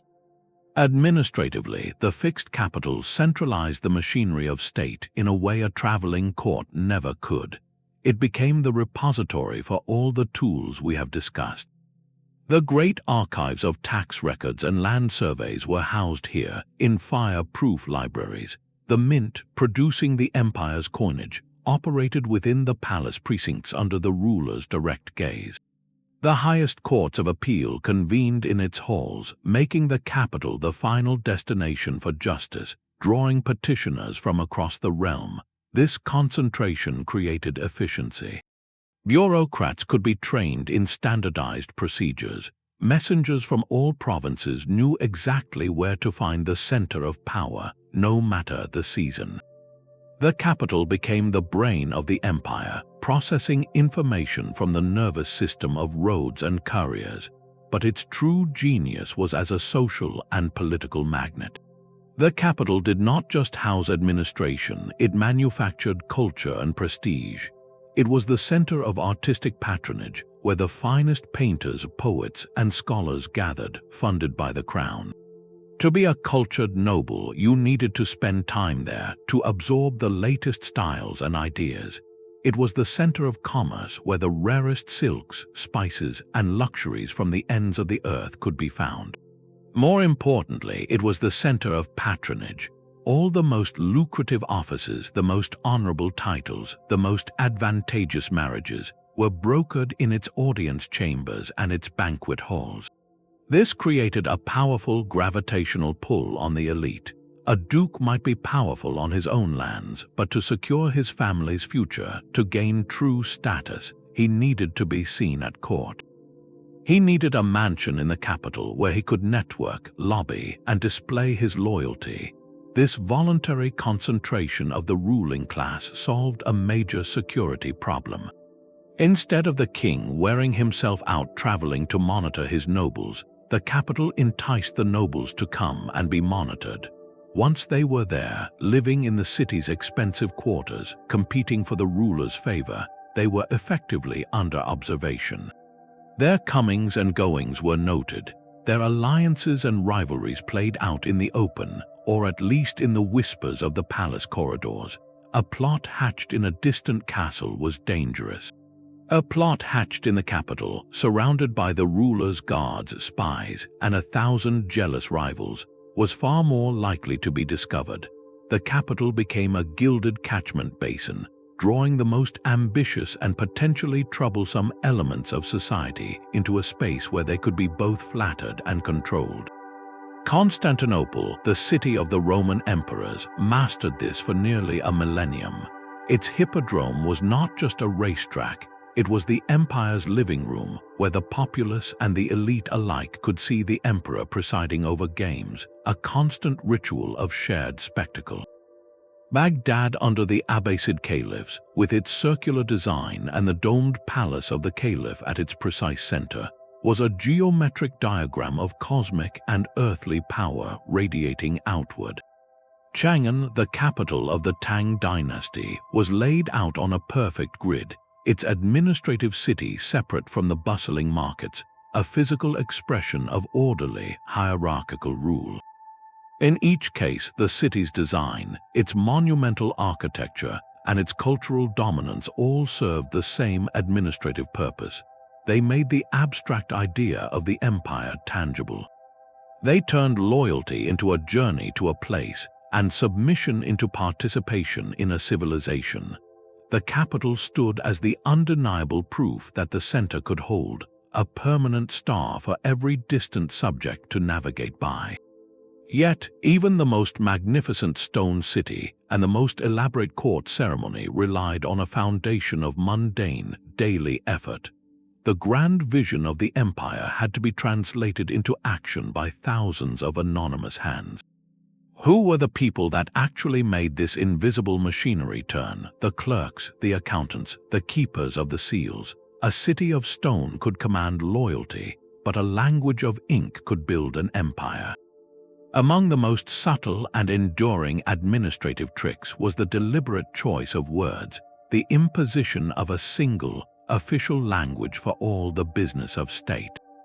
This was not about what people spoke in their homes or marketplaces, but about what was written in the ledgers, proclaimed in the decrees, and argued in the high courts. By creating a linguistic wall between the messy reality of local life and the clean machinery of governance, rulers forged a unified bureaucratic class that transcended tribe, ethnicity, and regional loyalty. This policy turned language itself into a tool of control, a secret handshake known only to the servants of the throne. Consider the sprawling expanse of medieval Europe after the fall of Rome. The continent was a cacophony of emerging dialects, early forms of French, German, Italian, and English. A count in Aquitaine and a duke in Saxony could barely understand each other's spoken tongue. Yet, if they were literate, they could read the same document. That document would be written not in their local vernacular, but in Latin. The language of the ancient Romans had died as a common spoken language, but it was meticulously resurrected as the language of power. It became the exclusive medium for law codes, royal charters, church canon, and diplomatic correspondence. This created an extraordinary situation. A young man from any corner of Christendom, if he wished to enter the clergy, the law, or royal service, had to first master this foreign classical tongue. His education in Latin grammar and rhetoric instantly separated him from the common people of his birthplace. It connected him, instead, to a pan-European network of clerks, bishops, and diplomats who all shared this common code. His career path now depended not on his local lord's favor alone, but on his skill in navigating this universal administrative language. He became part of a transnational civil service, his loyalty shifting subtly from his local dialect and customs to the sophisticated, Latinate culture of the Universal Church and the Royal Chancery. This shared language allowed for unprecedented standardization. A tax assessment form written in Latin in England would follow the same basic structure as one written in Sicily. A legal principle cited in a Parisian court could be referenced authoritatively in a Polish one, because the foundational texts from Roman law to papal decrees were all in the same tongue. It created a consistent paper reality that overlay the fractured map of spoken Europe. The Byzantine Empire operated on a similar principle, but with a living language. While the common people spoke an evolving form of Greek, the administration and high culture clung to Attic Greek, a purified classical version. This was the language of historians, theologians, and imperial proclamations. Mastery of this complex, archaic Greek was the price of entry into the Constantinopolitan bureaucracy. A talented young man from a Greek-speaking family in the provinces still required years of advanced schooling to learn the specific vocabulary and style required to draft an imperial decree. This linguistic barrier ensured that the administrative class was both educated and exclusive, filtering for those willing to fully adopt the empire's cultivated identity. It also created a clear hierarchy of communication. The emperor might speak informally in the common tongue, but his laws were issued in the majestic, formal Attic dialect, reinforcing the sacred distance between the ruler and the ruled. Perhaps the most striking example of linguistic policy as administration comes from the Mughal Empire in India. The Mughal rulers were Central Asian Turks. Their mother tongue was Chagatai Turkic. The vast population they governed spoke a myriad of languages, primarily various forms of Hindi and other regional dialects. The language of the previous Muslim rulers in the region had been Persian. So, what did the Mughals choose? They adopted Persian as the official language of their court and administration. This was a brilliant, calculated move. Persian was not the language of the conquerors, nor was it the language of the conquered Hindu majority. It was a neutral, prestigious, imported language of high culture and sophisticated literature. By imposing Persian, the Mughals did two things. First, they created a level playing field. Neither the local Hindu elites nor the new Turkic warriors had an inherent advantage. Everyone who wanted a position in the dazzling Mughal bureaucracy, whether a Rajput prince or a Central Asian knight, had to learn Persian. This forced the diverse elite of the empire to meet on common ground of the emperor's making. Second, it built a wall between the state and the populace. Official business was conducted in a language most farmers and artisans could not understand. This mystified power, making the workings of government seem arcane and separate from everyday life. It also protected the administration from being bogged down by local particularities. A petition from a village in Bengal, once translated into the formal Persian of the court, became a standardized piece of data, stripped of its local emotional context and rendered into a form that could be filed, compared, and adjudicated by officials who had never set foot in Bengal. This linguistic unity solved the critical problem of communication across diversity. It meant a scribe trained in the imperial capital could be sent to any province and immediately understand the archives and begin his work. It meant that when a royal inspector arrived, he could audit the books and question local officials without needing a translator for bureaucratic terminology. It created a self-perpetuating system. Schools sprang up to teach the administrative language, producing new generations of clerks whose worldview was shaped by its vocabulary and the texts written in it. This shared language became the glue for the bureaucratic class, giving them a common identity that was often stronger than their local roots. They were, first and foremost, men of the imperial script, keepers of a code that made the vast and varied empire legible to those at its center. In a realm of 1,000 local whispers, the throne demanded one clear, official voice, and it chose the language that would carry its commands across every frontier of tongue and tradition. Even the most rigid language of state could not silence every whisper of discontent. The most insightful rulers understood that dissent, like water, cannot be permanently contained. It will either carve a hidden channel through the bedrock, or it will build up pressure until it shatters the dam entirely. So, a counterintuitive administrative trick emerged. Instead of trying to stamp out all opposition, some systems deliberately built a small, controlled outlet for it.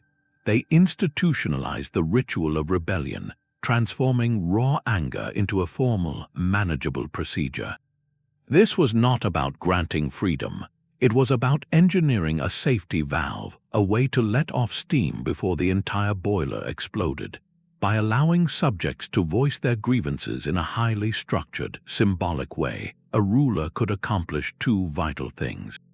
He could identify real, festering problems in his administration before they sparked uncontrollable fires, and he could give people the powerful psychological satisfaction of being heard, even if the ultimate outcome was carefully limited. This practice acknowledged dissent not as a moral failing, but as a predictable administrative issue to be managed, much like tax collection or road maintenance. One of the most vivid examples of this comes from the Roman Republic, with its office of the tribune of the plebs. The plebeians, the common citizens, often felt oppressed by the ruling patrician class. Their discontent was a constant threat to the state's stability. The solution was not to crush them, but to give them an official voice within the system itself. The tribunes were elected officials drawn from the plebeian class, and they held an extraordinary power called intercessio, the right to veto any action of a magistrate or any decree of the Senate that they deemed harmful to the plebeians. They were sacrosanct, meaning their persons were legally inviolable. Harming a tribune was a capital offense. This created a formal, powerful channel for plebeian grievances. When a new law or senatorial decision seemed unfair, the tribune could literally step in and say no. This ritualized conflict, the patrician proposal, met with the plebeian veto, forced negotiation and compromise. It turned what could have been a street riot or a secession from the city into a bureaucratic stalemate that had to be resolved through political deal-making. The tribune became the living embodiment of controlled dissent, a pressure release built directly into the machinery of government. In a different context, we see a similar principle in the medieval European tradition of the chapter of grievances. When a king, especially in places like England or France, needed to raise an extraordinary tax, he would often summon a representative assembly, like the Estates General or Parliament. A key part of these meetings was the formal presentation of petitions and complaints from the realm. The representatives were expected to vote on the tax, but first, they were given the ceremonial space to list all that was wrong: corrupt officials, unfair laws, burdensome practices. This was a brilliant piece of political theater. The king, by listening to these grievances, performed the role of a just and concerned ruler. The act of voicing the complaints formally, having them written down by royal clerks, gave the subjects a sense of procedural justice. Often, the king would promise to address some of the issues, perhaps dismissing a particularly hated official or tweaking a law. In exchange, the assembly would grant the tax. The ritual satisfied the need for protest, identified specific administrative failures for the crown to fix, and ultimately secured the king's primary goal, the revenue. It transformed a potential confrontation over money into a structured exchange of grievances for gold. Even in highly autocratic systems, versions of this safety valve appeared. In imperial China, a cornerstone of Confucian ideology was the ruler's duty to listen to remonstrance. Officials were expected, as part of their job, to criticize the emperor's policies or warn him of errors. While a daring official could certainly lose his head for overstepping, the institution of remonstrance was sacred. There were even special censors whose bureaucratic role was to investigate and report on misconduct and popular discontent. The most dramatic ritual was the presentation of a petition at the missi drum outside the palace gates, a last resort for subjects who believed they had suffered a profound injustice. By striking the drum, they could theoretically summon imperial attention. The process was daunting and dangerous, but its very existence served a crucial purpose. It directed desperate energy toward a single, symbolic act overseen by the state, rather than toward organizing a broader rebellion. It also provided the emperor with raw, unfiltered reports of what was going terribly wrong in his provinces, information that might never reach him through the polished reports of his governors. These rituals of rebellion were never about true power sharing. They were sophisticated tools of information gathering and emotional management. They allowed the center to monitor the temperature of the realm. A sudden flood of petitions about a specific tax collector was a clear signal that man needed to be replaced before his corruption ignited a province. A chorus of grievances about grain prices could prompt the state to release stores from its granaries, averting a famine and the revolt that would follow. The ritual transformed amorphous, dangerous anger into specific, actionable data. Furthermore, it gave people a stake in the system's own procedures. A peasant who had traveled to town to add his mark to a petition might return home feeling that the process was working, that his voice was in the queue. That hope could sustain patience for months, buying the administration precious time to address the underlying issue. It channeled the human need for justice into a bureaucratic pathway, making the state itself the arbiter of its own failures. This administrative trick recognized a profound truth. Silence is not the same as loyalty. A kingdom where no one complains is not a kingdom at peace. It is a kingdom where discontent has simply gone underground, festering in the dark until it finds a far more destructive form of expression. By designing a ceremony for complaint, the wise ruler brought that discontent into the light where he could see its shape, measure its strength, and with careful stage management diffuse its power.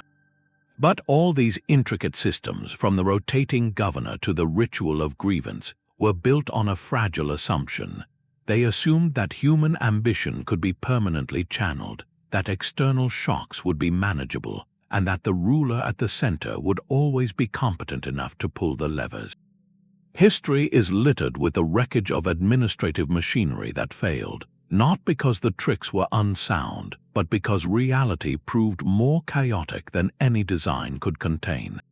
The most brilliant structure of control is only as strong as the people operating it and the pressures bearing down upon it. Personal ambition was the most persistent corrosive force. A system that relied on dividing authority could be undone by a powerful official who successfully bribed, intimidated, or married into the loyalty of his supposed rivals, reuniting the pieces of power the throne had carefully split apart. The promise of land for service could twist into a sense of hereditary entitlement, where a vassal's grandson viewed the fief not as a conditional grant from the king, but as his family's private property owed to him by birthright. The carefully cultivated royal hostage raised at court might return to his homeland not as a loyal agent of the crown, but as a sophisticated insider who knew exactly how to manipulate the system he was meant to uphold. Human ingenuity, it turns out, is just as adept at subverting systems as it is at creating them. Corruption was the slow, silent failure that could hollow out an empire from within. A tax collector, far from the capital's gaze, might begin skimming a small percentage for himself. If he is not caught, the practice becomes routine. He shares a cut with the local military commander to ensure his silence, and soon the entire provincial administration becomes a self-serving network, its loyalty to the throne replaced by a loyalty to mutual profit. The royal inspectors sent to audit them are bribed with lavish gifts. The official reports sent back to the capital become works of fiction, painting a picture of prosperity and order while the province's wealth is steadily diverted. The central treasury weakens, the army goes underpaid, and the people grow resentful of the unfair burdens. The administrative tricks of oversight and record-keeping are useless if the men tasked with executing them are all complicit in the lie. External shocks could shatter a system in an instant. A sudden, devastating plague could wipe out a significant portion of the population and the bureaucratic class that managed it, destroying institutional memory and crippling tax collection for a generation. A dramatic shift in climate, leading to repeated crop failures, could trigger mass migrations and famines that no redistribution system could handle, turning ordered provinces into landscapes of desperate, roaming bands. A new, aggressive neighbor with novel military tactics could overrun frontier defenses faster than the information could travel to the capital, and a royal army could be mustered. These were forces no administrative trick could anticipate or easily absorb. They exposed the inherent rigidity of systems designed for stability, not resilience. Perhaps the most predictable yet most devastating failure point was the succession crisis. The entire edifice of governance was personal, built around the authority of a single ruler. But biology is not administrative. A king could die unexpectedly, leaving an infant heir, or he could leave multiple adult sons, each with their own powerful backers. In that moment of transition, every bond of loyalty was thrown into question. Would the great lords remain faithful to a child king, or would they see an opportunity to expand their own power? Would the officials appointed by the old king expect to keep their positions under the new one? The intricate web of oaths and obligations, so carefully woven, could unravel in a matter of weeks as factions formed, each backing a different claimant. The administrative state, designed to project power across space, often proved helpless against a vacuum of power at its very center. We can see all these failure points converging in the fragmentation of the Carolingian Empire. Charlemagne built a masterpiece of itinerant rule, using the missi dominici and a revived imperial title to hold together a vast realm. But his son, Louis the Pious, faced repeated rebellions from his own sons, who jockeyed for their share of the inheritance while he still lived. The personal bonds of loyalty were split between father and sons. The administrative unity was sacrificed to dynastic ambition. After Louis's passing, his three surviving sons tore the empire apart in the Treaty of Verdun, dividing it into separate kingdoms that would become the rough outlines of France, Germany, and a middle strip that would be fought over for centuries. The missi dominici, the standardized coinage, the centralized court, none of it could survive the raw, familial conflict over who would sit on the throne. The administrative tricks were not enough to overcome the most basic questions of who held the crown and what they were willing to do to keep it. This is not to say the tricks were worthless. They allowed empires to exist, to flourish for centuries, to build roads and laws and cultures that outlasted them. but they were always a balancing act, a constant effort to manage the unmanageable forces of human nature and historical chance. They worked until suddenly they didn't, and in their failure they teach us a final, humbling lesson about power. You can design a system to govern what you cannot see, but you can never design away the unpredictable heart of the person across the room or the storm gathering just beyond the horizon. The true test of any administration was not how it functioned in the calm, but how it bent or broke under the inevitable strain. The story of these administrative tricks does not end with the fall of a castle or the passing of a king. It echoes in the architecture of the modern world, in the unseen systems that structure our daily lives. Those medieval struggles to govern beyond the horizon laid the very foundations for the nation-state as we understand it. The principles they forged in fire and parchment are not relics. They are the blueprints for our own systems of power, refined over centuries but recognizable in their core logic. Consider the concept of checks and balances, that cornerstone of modern democratic governance. It feels like a product of the Enlightenment, a philosophical breakthrough. And yet, its practical ancestor is the medieval strategy of divided authority, of ensuring the military commander was not the same man as the tax collector. The Carolingian missi dominici, the paired inspectors, and the Byzantine separation of civil and military power were all early experiments in preventing the concentration of authority. They were crude, personal versions of the same idea that would later be enshrined in constitutions, creating separate branches of government that must cooperate and compete, ensuring no single individual or faction can seize total control. The medieval ruler's fear of an overmighty duke evolved, through a long chain of political thought and rebellion, into a systemic design to protect liberty. Our entire framework of standardized, written law has its roots in those early codes like the Lex Salica or the Assizes of Jerusalem. The drive to replace a patchwork of local customs with a single, royal standard created the very idea of a common legal space. Today, when we speak of the rule of law, of a constitution that applies equally to all citizens, we are invoking the legacy of that administrative revolution. It was the medieval attempt to make justice predictable and portable, to have the king's word settle disputes in villages he would never see, that began the long journey toward modern legal systems. The court rulings and statutes that govern our societies are the direct descendants of those written price lists for wrongdoing and feudal obligations, transformed by centuries of philosophy and practice, but born from the same need for a central, authoritative script. The humble written record, the ledger and the census, has exploded into the vast digital infrastructure of the modern state. William the Conqueror's Domesday Book was a monumental effort to capture a snapshot of his kingdom's wealth.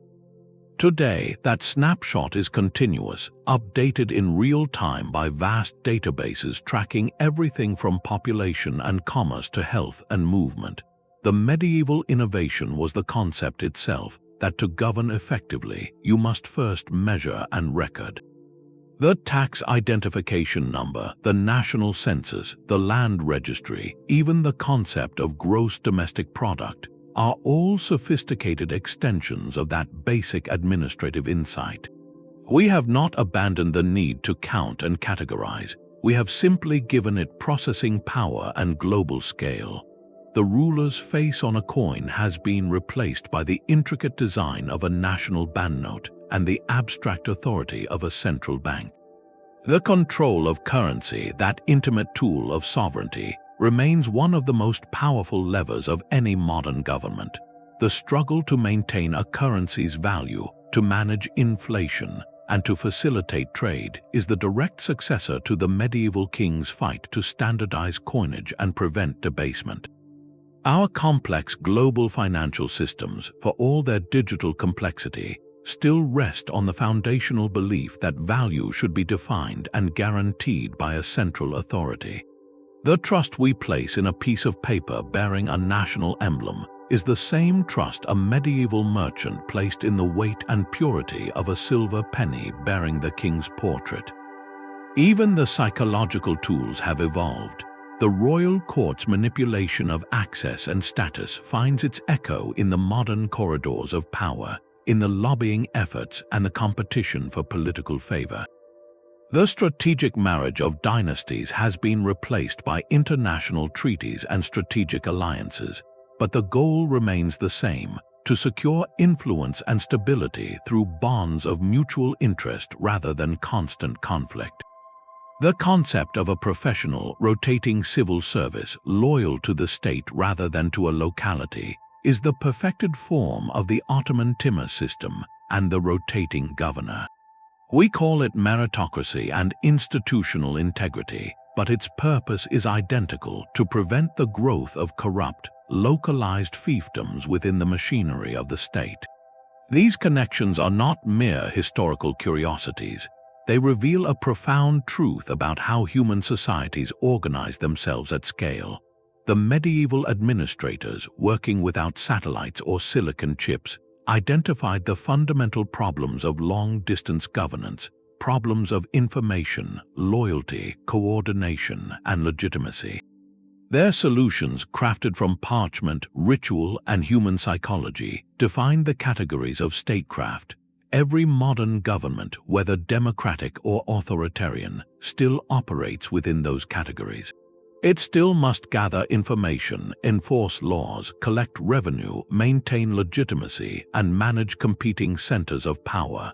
The tools have changed beyond recognition, but the essential challenges have not. We are still building upon, and sometimes struggling against, the administrative foundations laid 1,000 years ago. The next time you file a tax return, vote in an election, or even glance at the symbols on the money in your hand, you are interacting with the living legacy of those distant rulers and their desperate, brilliant attempts to rule a world they could not see. Their story is not locked in the past. It is written into the operating system of our present, a silent testament to the enduring human project of building order across the terrifying and beautiful expanse of the unknown. So the grand puzzle of distant rule was never solved by a single master stroke. It was a mosaic assembled piece by piece from necessity and ingenuity. The true administrative trick was not the ledger, the seal, or the oath alone. It was the art of weaving them together into a single, durable fabric of power, a fabric strong enough to stretch across mountains and decades.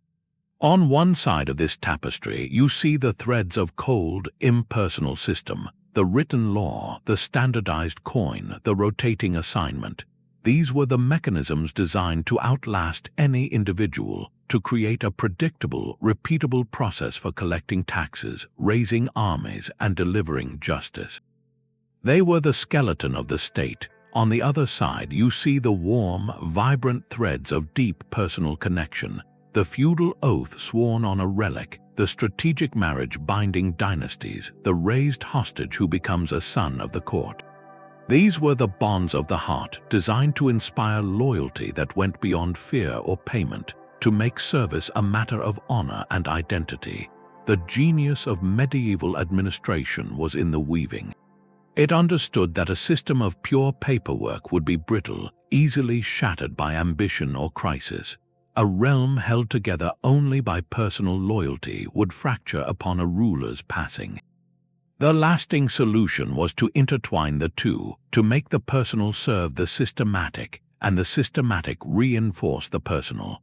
A lord's loyalty was secured by a personal oath, but the land that supported his status was recorded in the king's ledger and could be revoked by the king's seal. His son might be a guest at the royal court, building personal affection, while also learning the administrative language that would make him a useful servant of the crown. The psychological manipulation and the symbolic theater, the grand coronation or the humiliating ceremony of submission, were not empty shows. They were the rituals that made the impersonal system feel sacred and inevitable, that transformed bureaucratic commands into matters of cosmic order. This intricate weave created something remarkably resilient, a form of governance that could adapt, that could survive incompetent kings and rebellious dukes because it was not reliant on any one person. It became an institution, a living idea that occupied castles and mines long after its founders were gone, and in that we find the enduring legacy of these ancient tricks. We no longer swear fealty on relics, but we still participate in rituals of citizenship. We may not fear the king's hostage takers, but we are bound by systems of credit, identity, and law that feel just as inescapable. The medieval rulers, straining to see beyond their own horizon, essentially invented the toolkit of large-scale human organization. They discovered that to govern the unseen, you must build structures that are both profoundly human and deliberately inhuman, blending the loyalty of the handshake with the impartiality of the ledger. Their world of parchment and heralds has vanished, but the fundamental challenge remains: how to create order across distance, difference, and time. Every modern institution, from the corporation to the nation-state, is still working on that same puzzle, using tools that are, at their heart, direct descendants of the administrative tricks forged in the shadows of 1,000 forgotten castles.